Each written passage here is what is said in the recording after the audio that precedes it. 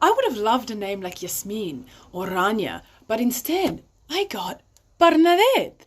Don't get me wrong, I don't think it's necessarily a bad name, but it's a French name. And I'm not French.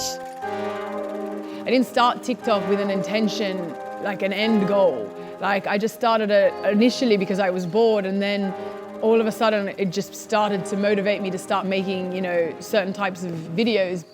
I just want to be that voice that I never had growing up.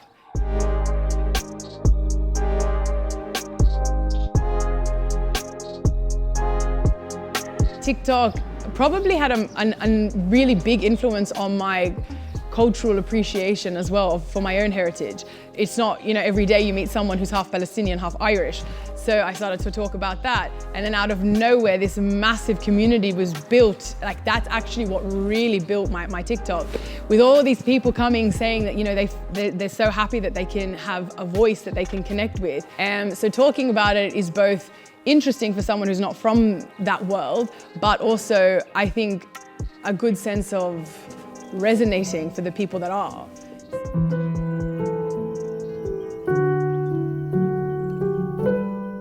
I feel like I became so connected to my mother's culture because as I got older, I tried to regain all the things that were taken from me. So my father's family being one, I reconnected with them, my own sense of independence, trying to reconnect with that. And then also my culture. So my mom's not the most proud person in the world. And I started to realize that there was a void, that I was missing a huge element of myself. So when I left home, I just started immersing myself more with the culture. I went to study Arabic at university.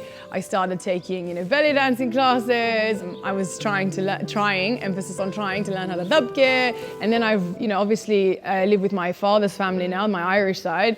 And I started taking part in festivals, taking part in like these little Irish competitions and things, and learning a little bit about the Irish language. Do you know what I love to do? I like to sit with my grandparents and ask them about their stories, and ask my grandparents like where they came from in Ireland, or with my teta from in Palestine, and just listening to our heritage. And through their stories, I feel like I better connected as well. Like as soon as I see a moment that I think is memorable or humorous or anything, worthy of recording, like to me it just turns into a TikTok. Reenacting like memorable moments of my family's lives, or, showing transitions through like maybe a look, or, telling a story about an important part of my life. I just feel like all of these can be made into really like awesome memories. So why not make them into TikToks? It's so important to normalize differences between each other's cultures, especially as a child, because it's already hard enough to be a kid.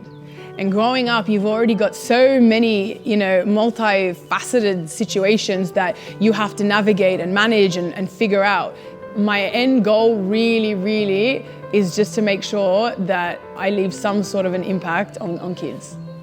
My audience to me they mean humility, because I know it's very humbling, because I cannot do what I'm trying to do without all these people that believe in me, and without all these people that come and spend every single day coming and commenting on everything that I post and supporting me. And I don't know why I'm getting emotional.